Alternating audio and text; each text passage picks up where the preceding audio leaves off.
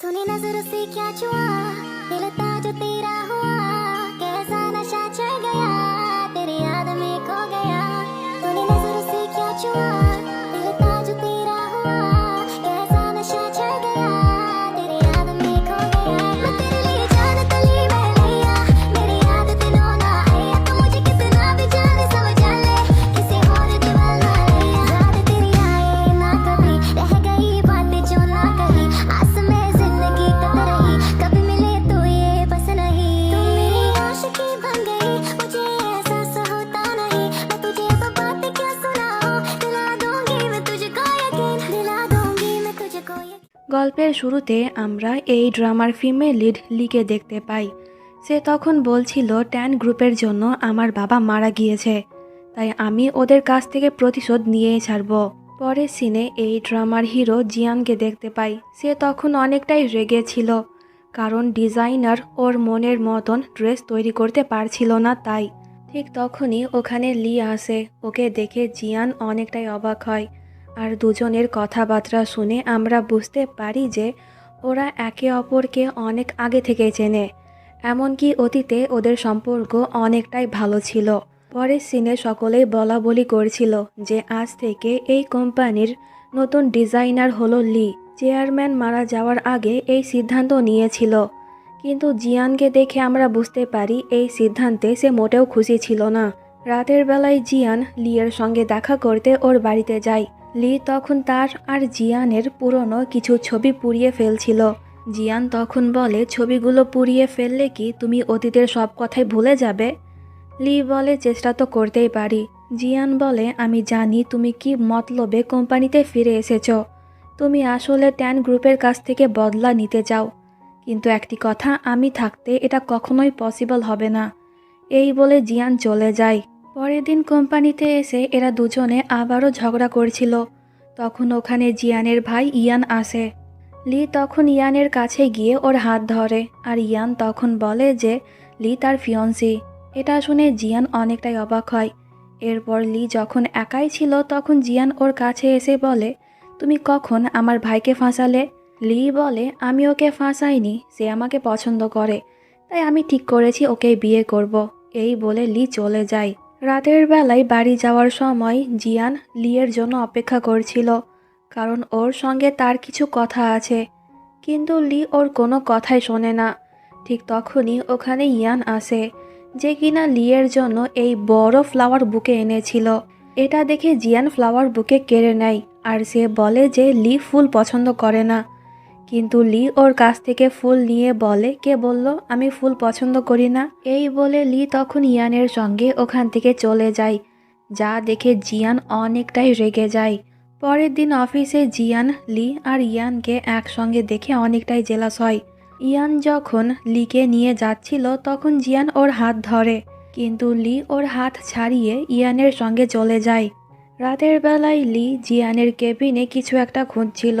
তখন ওখানে জিয়ান এসে বলে, তুমি যা খুঁজছো সেটা এখানে নেই। জিয়ানকে দেখে লি তখন ওর কাছে গিয়ে বলে, যদি তুমি আমার সঙ্গে হাত মেলাও তাহলে আমি তোমার কোনো ক্ষতি করব না। এতে জিয়ান বলে, আচ্ছা, কিন্তু তোমাকে ইয়ানের সঙ্গে এঙ্গেজমেন্ট ক্যান্সেল করতে হবে। কিন্তু লি এমনটা করতে মানা করে দেয়। তাই তো জিয়ান জোর করে লিকে কিস করতে শুরু করে। তখন জিয়ানের অতীতের কথা মনে পড়ে যায়, যেখানে লি ওকে চড় মারছিল। তাই তো জিয়ান ওর কাছ থেকে দূরে সরে যায়। আর লি তখন বলে যে প্রতিশোধ নেওয়ার জন্যই আমি ইয়ানকে বিয়ে করছি, তাই আমি কিছুতেই তোমার প্রস্তাবে রাজি হব না। এই বলে লি চলে যায়। পরের দিন অফিসে এরা দুজনে যখন বিজনেস নিয়ে কথা বলছিল তখন জিয়ান বলে, তোমার কাছে দুটো অপশন আছে, ইয়ানের সঙ্গে এঙ্গেজমেন্ট ক্যান্সেল করে দাও, আর আজকে 8টার সময় আমার সঙ্গে ডেটে চলো, তা না হলে আমি কিন্তু তোমার সঙ্গে ডিল ক্যান্সেল করে দেব। লি বলে, সরি, আমি তোমার সঙ্গে যেতে পারবো না, কারণ ইয়ানের সঙ্গে শপিংয়ে যেতে হবে। তখন ওখানে সিয়া নামের একটি মেয়ে এসে লিনকে বলে, আজ থেকে সে ওর অ্যাসিস্ট্যান্ট, 24 ঘন্টা তার সঙ্গে থাকবে, আর তাকে জিয়ান হায়ার করেছে। এতে লি বুঝতে পারে যে জিয়ান ওর উপরে নজর রাখার জন্যই সিয়াকে ওর অ্যাসিস্ট্যান্ট বানিয়েছে। তো এরপর লি যখন ইয়ানের সঙ্গে মলে গিয়ে শপিং করছিল তখন ওখানে জিয়ান এসে লিকে বলে যে এই কালো জামা তার উপরে একদমই স্যুট করছে না। জিয়ানকে এখানে দেখে ইয়ান তখন প্রশ্ন করে যে তুমি এখানে কি করছো, কিন্তু জিয়ান উল্টো ওকেই প্রশ্ন করে যে তুমি এখানে কি করো, তোমার না মিটিং আছে। ইয়ান বলে কিন্তু আমার তো কোনো মিটিং নেই। এতে জিয়ান তখন কাউকে কল করে এখনই একটি মিটিংয়ের আয়োজন করে, যেখানে ইয়ানকে ডাকা হয়। তাই ইয়ানকে বাধ্য হয়ে মিটিং অ্যাটেন্ড করতে হয়। জিয়ান তখন লিকে বলে যে পাগলামি বন্ধ করো আর ওর সঙ্গে এঙ্গেজমেন্ট ক্যান্সেল করে দাও। লি বলে এত সহজে আমি আমার পাগলামি ছাড়বো না, ইয়ানকে আমি বিয়ে করেই ছাড়বো। এতে জিয়ান বলে আর আমি কিছুতেই তোমাদের বিয়ে হতে দেব না। পরের দিন অফিসের সিন দেখতে পাই। সিয়া লিয়ের কাজে বাধা দেয়। এতে লি ওর উপরে অনেকটাই রেগে যায়। তাই তো সিয়া তখনই জিয়ানের কাছে গিয়ে বলে ওর সঙ্গে আমি কাজ করতে পারবো না। লি মনে হয় একটা পাগল, তাই তো কোম্পানির জন্য সে ভুলভাল সিদ্ধান্ত নিচ্ছে। এতে জিয়ান বলে সে ইচ্ছে করেই এইসব করছে যাতে তুমি ওর সঙ্গে কাজ না করো, কিন্তু আমি বলছি তুমি এত সহজে ওর পেছন ছেড়ো না। এতে সিয়া রাজি হয়ে যায়। তো এরপর জিয়ান বাড়িতে গিয়ে ইয়ানকে বলে তুমি কি জানো না যে অতীতে লিয়ের সঙ্গে আমার সম্পর্ক ছিল, তাহলে তুমি কেন ওকে বিয়ে করছো? লি কিন্তু মোটেও তোমাকে পছন্দ করে না, প্রতিশোধ নেওয়ার জন্যই সে তোমাকে বিয়ে করছে, কারণ সে আমাদের ট্যান গ্রুপকে নষ্ট করতে চায়। এতে ইয়ান বলে প্রথমত লি কিন্তু এখন আর তোমাকে ভালোবাসে না, আর দ্বিতীয়ত আমাদের বাবার জন্যই ওর বাবা মারা গিয়েছে, তাই আমার মনে হয় লি যা করছে তা একদমই ঠিক করছে। এই বলে ইয়ান চলে যায়। রাতের বেলায় লি জিয়ানের সঙ্গে দেখা করতে ওর বাড়িতে আসে। লিয়ের হাতে একটি বিয়ারের বোতল ছিল আর সে তখন মাতালও ছিল। লি তখন বলে তোমার ফ্যামিলির জন্য আমার ফ্যামিলি বরবাদ হয়ে গিয়েছে, তাই নাটক করা বন্ধ করো যে তুমি এখনও আমাকে ভালোবাসো। এতে জিয়ান বলে কিন্তু আমি এখনও তোমাকেই ভালোবাসি। এই বলে সে লিকে কিস করতে শুরু করে আর দুজনে রাতও কাটায়। সিন কাট হয় আর পরের দিন সকালবেলায় জিয়ানের যখন ঘুম ভাঙে তখন সে ওর পাশে লিকে দেখতে পায় না, আসলে সে চলে গিয়েছিল। এরপর অফিসের সিন দেখতে পাই, যেখানে জিয়ান কাজের বাহানা দিয়ে বারবার লিয়ের কাছে আসছিল। এটা দেখে ইয়ান তখন বলে খুব জলদি ও তোমার ভাবি হবে, তাই ওর থেকে দূরে থাকো। জিয়ান বলে কিন্তু এখনও তো তোমরা বিয়ে করনি। ইয়ান বলে এই ব্যাপার, তাহলে আমরা এখনই আমাদের বিয়ের ডেট ফাইনাল করছি। আর সে তখন লিকে বলে যে পরের মাসে আমরা বিয়ে করব। এতে লি বলে আমি ভেবে তোমাকে পরে জানাবো, আমার একটু সময় লাগবে। এটা শুনে জিয়ান তখন স্মাইল করে আর ইয়ান তখন জেলাস হয়ে লিকে বলে এখনই আমার সঙ্গে এসো। লি ওর কাছে গেলে পরে ইয়ান বলে তুমি কি ভুলে গিয়েছো অতীতের কথা? লি বলে না, আমি কিছুই ভুলিনি। ইয়ান বলে তাহলে তুমি কেন আবারও জিয়ানের কাছে চলে যাচ্ছ? এর উত্তরে লি কিছুই বলতে পারে না। তখন ইয়ান একটি রিং বার করে লিকে বিয়ের জন্য প্রপোজ করে। এটা দেখে লি তখন বলে বললাম না আমার একটু টাইম লাগবে। এতে ইয়ান তখন ওর সঙ্গে একটু খারাপ ব্যবহার করে আর বলে আমি তোমার জন্য এত কিছু করছি, কিন্তু তুমি এখনো পর্যন্ত আমাকে পছন্দই করলে না, তুমি এখনো জিয়ানকে ভুলতে পারোনি। এই বলে ইয়ান তখন লিয়ের সঙ্গে খারাপ কিছু করতে যাচ্ছিল, কিন্তু লি তখন ওকে কিক মেরে ওখান থেকে পালিয়ে যায়। বাট ইয়ান তখনও ওর পেছন করে। একটি পর্যায়ে লি নিচে পড়ে যায়। তখন ওখানে জিয়ান আসে আর সে প্রথমে ইয়ানকে মারে, এরপর লিকে কোলে তুলে নেয়। ইয়ান তখন বলে তোমার বাবাকে মারার পেছনে কিন্তু জিয়ানেরও হাত ছিল। জিয়ান তখন লিকে বলে তুমি কি ওর কথায় বিশ্বাস করো? লি বলে যে না। জিয়ান বলে আর আমাকে? লি বলে হ্যাঁ, তোমাকে বিশ্বাস করি। এতে জিয়ান তখন লিকে ওর বাড়িতে নিয়ে যায়। লিয়ের তখন ঠান্ডা লাগছিল, তাই তো জিয়ান ওকে গরম রাখার জন্য ওর সঙ্গে রোম্যান্স করে। সিন কাট হয় আর পরের দিন ইয়ান লিয়ের সঙ্গে দেখা করে ওকে সরি বলে কাল রাতের জন্য, কিন্তু লি ওকে ক্ষমা তো করেই না, বরং ওকে অনেক জোরসে কিক মারে। ইয়ানের অনেক বেশি লাগে, তাই তো সে আর কিছু না বলে অনেক কষ্টে ওখান থেকে চলে যায়। এরপর ইয়ান কাউকে কল করে বলে যে এবার তুমি তোমার কাজ শুরু করে দাও। পরে সিনে লিকে ওর ছোট ভাই কল করে বলে যে মা হসপিটাল থেকে পালিয়েছে। এটা শুনে লি তখনই হসপিটাল চলে যায় আর সিসিটিভি ফুটেজ চেক করে, কিন্তু যখন ওর মা পালিয়েছিল তখনকার ফুটেজ এখানে নেই। এতে লি বুঝতে পারে যে এই সব কিছু কে করেছে। এরপর লি ইয়ানের সঙ্গে দেখা করতে চলে যায়। সে বলে, আমি জানি যে তুমি আমার মাকে কোথাও লুকিয়ে রেখেছ, তাই ভালোই ভালোই বলে দাও যে আমার মা কোথায়। এতে ইয়ান বলে, কিন্তু এত সহজে আমি বলবো না। লি বলে, তুমি কি চাও আমাকে বলো, কিন্তু এর বদলে আমার মাকে ছেড়ে দাও। এতে ইয়ান তখন লিয়ের সঙ্গে আবারও খারাপ ব্যবহার করতে যাচ্ছিল, কিন্তু তখনই ওখানে জিয়ান এসে লিকে ওর সঙ্গে নিয়ে চলে যায়। কিন্তু লি তখন ভাবছিল ইয়ান যা চায় সে ওকে তাই দেবে, আর ইয়ান কিন্তু লিকে বিয়ে করতে চায়, তাই লি ঠিক করে ওর প্রস্তাবে রাজি হবে।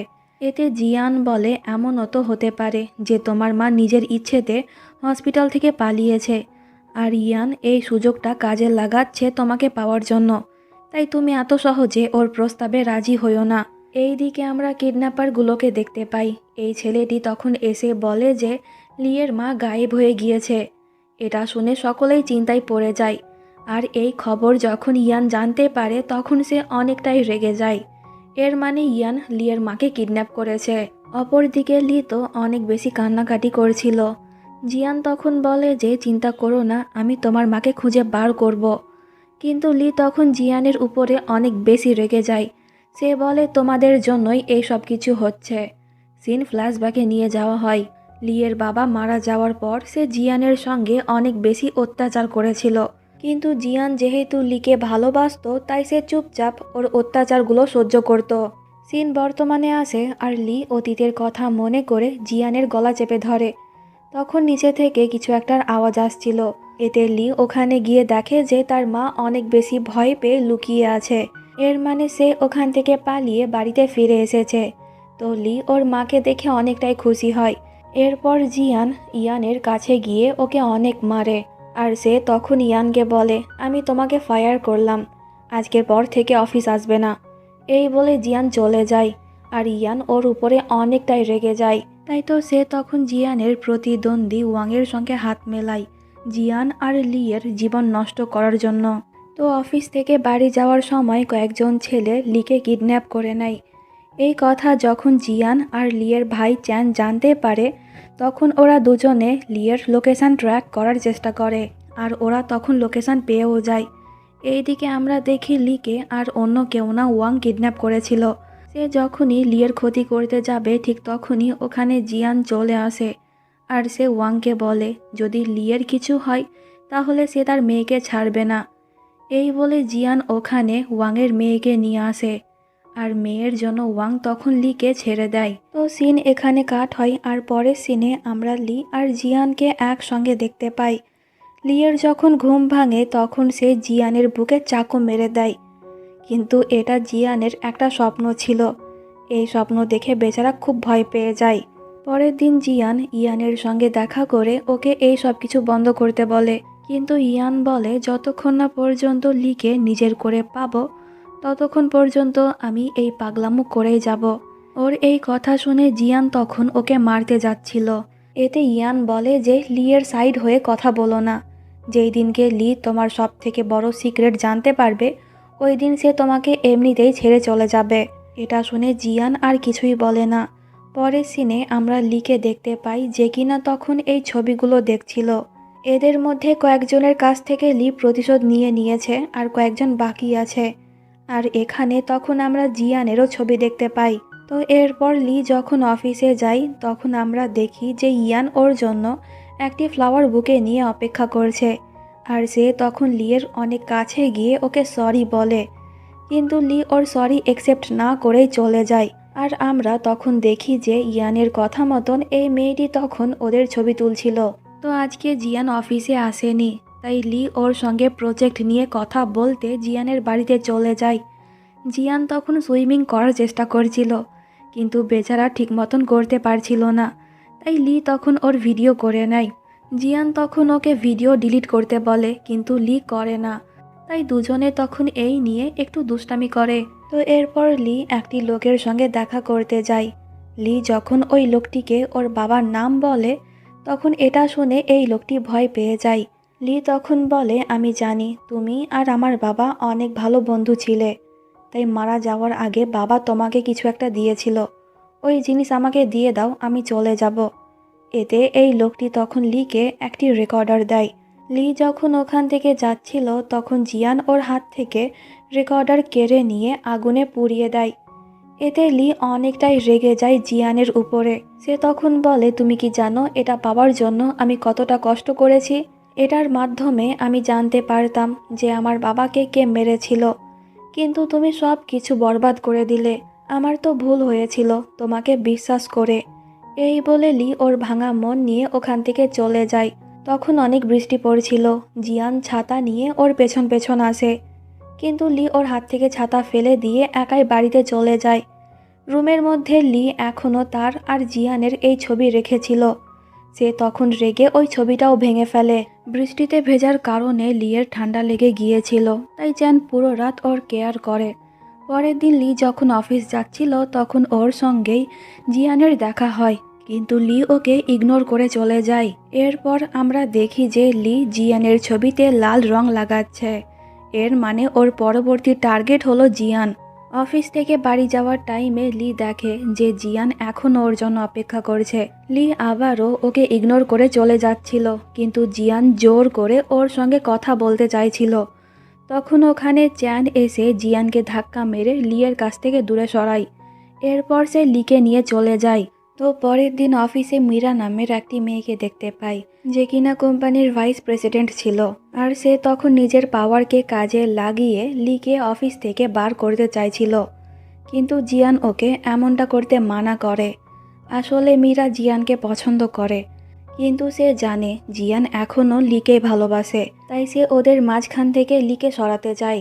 জিয়ান তখন মীরাকে ওয়ার্নিং দেয় সে যেন লিয়ের পেছনে না লাগে। লিয়ের কোনো ক্ষতি হলে পরে সে মীরাকে ছাড়বে না। তো এরপর মীরা যখন একাই ছিল তখন ওর সঙ্গে ইয়ান দেখা করতে আসে। ইয়ান তখন বলছিল, চলো আমরা এক হয়ে জিয়ানকে সিইওর পদ থেকে হটাই, কিন্তু মীরা ওর সঙ্গে কাজ করতে রাজি হয় না। তো পরের সিনে আমরা জিয়ানকে দেখতে পাই, যে কিনা লিয়ের মায়ের সঙ্গে দেখা করতে গিয়েছিল। কিছুক্ষণ বাদ ওখানে লি আসে, আর জিয়ানকে দেখে সে একটু বিরক্ত হয়ে যায়। জিয়ান ওর মাকে যেই ফ্লাওয়ার বুকে দিয়েছিল, লি প্রথমে ওর মায়ের কাছ থেকে ওই বুকে নিয়ে ফেলে দেয়। জিয়ান তখন লিয়ের সঙ্গে কথা বলার চেষ্টা করেছিল, কিন্তু লি ওর কথায় পাত্তাই দেয় না। তাই জিয়ান জোর করে ওর সঙ্গে কথা বলে। সে বলে, আমি যা করছি তোমার ভালোর জন্যই করছি, তাই প্লিজ আমাকে একটু বিশ্বাস করো। কিন্তু লি এবার আর ওকে বিশ্বাস করতে পারে না। সে জিয়ানকে এখান থেকে যেতে বলে। তো রাতের বেলায় লি একটি ওয়্যার হাউসে যায় কিছু প্রমাণ খুঁজতে, আর ওকে ফলো করতে করতে জিয়ানও ওখানে চলে এসেছিল। ওখানে একটু আওয়াজ হচ্ছিল, তাই তো গার্ড ভেতরে চলে আসে। এটা দেখে জিয়ান তখন লিকে নিয়ে লুকিয়ে যায়। আর এই ফাঁকে জিয়ান তখন লিয়ের সঙ্গে একটু দুষ্টামিও করে, মানে সে বারবার লিকে কিস করছিল, আর লি ততটাই বিরক্ত হচ্ছিল। তো লোকটা যখন ওখান থেকে চলে যায় তখন এরা দুজনেই বাইরে বেরিয়ে আসে। জিয়ান তখন লিকে বলে যে প্লিজ শেষবারের মতন আমাকে বিশ্বাস করো, আমি তোমার সাহায্য করতে চাই। এতে লি রাজি হয়ে যায়। পরের সিনে আমরা মীরাকে দেখতে পাই। ও তখন জানতে পারে যে লি ওদের ওয়্যার হাউসে কিছু একটা খুঁজছে, তাই মীরা তখন লিকে মেরে ফেলার জন্য ওখানে আগুন লাগিয়ে দিতে বলে। এতে লোকটা এমনই করে। এরা কিন্তু তখনও ওখানেই ছিল। আগুন দেখে লি তখন অজ্ঞান হয়ে যায়। সিন কাট হয়, আর পরের সিনে আমরা জিয়ানকে হসপিটালে দেখতে পাই। জিয়ানের যখন জ্ঞান ফেরে তখন সে সবার প্রথমে লিয়ের খোঁজ করছিল, কিন্তু লি তখন ওর পাশেই ছিল, আর লি সুস্থ ছিল। এটা দেখে জিয়ান তখন রিল্যাক্স হয়। জিয়ানের অ্যাসিস্ট্যান্ট তখন দুজনকে একটি ফুটেজ দেখায়, যেটার মাধ্যমে ওরা বুঝতে পারে যে ফ্যাক্টরিতে আগুন আর অন্য কেউ না, মীরা লাগিয়েছিল। তাই তো লি তখনই মীরার কাছে গিয়ে ওকে প্রশ্ন করে যে ফ্যাক্টরিতে আগুন লেগে যাওয়ায় তার কি কোনো ক্ষতি হয়নি। এতে মীরা ওর নাটক শুরু করে দেয়। সে বলে যে হ্যাঁ, আমার অনেক লস হয়েছে। মীরা কিন্তু জানতো না যে ওখানে জিয়ানও ছিল, তাই সে লিকে প্রশ্ন করে যে জিয়ান এখন কেমন আছে। এতে লি বলে আগের থেকে ভালো আছে, আমার ভালোবাসার জন্যই তো সে বাঁচলো, তা না হলে জিয়ানের অনেক ক্ষতি হয়ে যেত। এই বলে সে তখন মীরাকে জ্বালিয়ে ওখান থেকে চলে যায় জিয়ানের সঙ্গে দেখা করতে। লি বলে, অতীতে ওর সঙ্গে তোমার কি কোনো সম্পর্ক ছিল? জিয়ান বলে, হঠাৎ করে এই প্রশ্ন? লি বলে, না, আমার জানতে ইচ্ছে হলো তাই। তোমাদের মধ্যে কি কোনো সম্পর্ক ছিল? এতে জিহান তখন লিকে বিছানায় ফেলে বলে যে আমি বুঝতে পারছি তুমি জেলাস। ওর সঙ্গে কখনোই আমার কোনো সম্পর্ক ছিল না। প্রথম থেকেই আমার মনে শুধু তুমি ছিলে, তাই রিল্যাক্স হও। লি তখন একটু বিরক্ত হয়ে বলে আমাকে ছাড়ো। জিয়ান বলে না, ছাড়বো না। প্রথমে আমাকে কিস করো, তারপরেই ছাড়বো। এতে লি ওর গালে কিস করে আর জিয়ান ওকে ছেড়ে দেয়। তো এরপর অফিসে মীরা লিকে ছাদে ডেকে ওকে বলে যে আমি তোমাকে কিছু বলতে চাই। যেই দিন তোমার বাবা মারা গিয়েছিল ওই দিন ওখানে জিয়ানও উপস্থিত ছিল, আর ওই সব কিছু জিয়ান আগে থেকেই জানতো। এটা শুনে লি তখন অনেক বেশি রেগে যায় মীরার উপরে। সে মনে করছিল মীরা ওকে মিথ্যে কথা বলছে, কিন্তু মীরা বলে আমি মিথ্যে কথা বলছি না, তুমি জিয়ানকে গিয়ে প্রশ্ন করো, দেখো সে সব কিছু বলে দেবে। এতে লি তখনই জিয়ানের সঙ্গে দেখা করতে চলে যায়। লি ওকে প্রশ্ন করে যখন আমার বাবা মারা গিয়েছিল তখন তুমি ওখানে কি করছিলে? এটা শুনে জিয়ান কিছুটা অবাক হয়। সে প্রশ্ন করে এই কথা তোমাকে কে বলল? কিন্তু লি ওর কথার উত্তর দেয় না। সে ওর বুকে একটি কাঁচি ধরে বলে তুমি সব কিছুই জানতে, কিন্তু কেন আমাকে বলনি? বারবার তুমি আমাকে ধোঁকা দিচ্ছ, আর প্রত্যেকবারই আমি তোমাকে ক্ষমা করে দিচ্ছি, কিন্তু এখন আর না। বলো কেন মেরেছিলে আমার বাবাকে? এতে জিয়ান তখন নিজেই ওই কাঁচি ওর পেটে ঢুকিয়ে বলে আমাকে মারতে চাইলে এখনই মেরে ফেলো, কিন্তু ওই রাতে কি হয়েছিল তা আমি বলতে পারবো না। লি বলে তাহলে তো এত সহজে আমি তোমাকে মারবো না, অনেক কষ্ট দিয়ে মারবো। এই বলে লি চলে যায়। তো এরপর লি যখন অফিসে ছিল তখন হসপিটাল থেকে ওকে কল করে বলা হয় যে তার মা আবারও পালিয়ে গিয়েছে। এটা শুনে লি চিন্তায় পড়ে যায়, আর এই কথা তখন জিয়ানও শুনে ফেলেছিল। তাই তো ওরা দুজনে মিলে তখন লিয়ের মাকে খুঁজছিল। রাতের বেলায় জিয়ান ওর মাকে দেখতে পেয়ে যায়, কিন্তু এখানে লিয়ের মা জিয়ানকে চিনতে পারে না।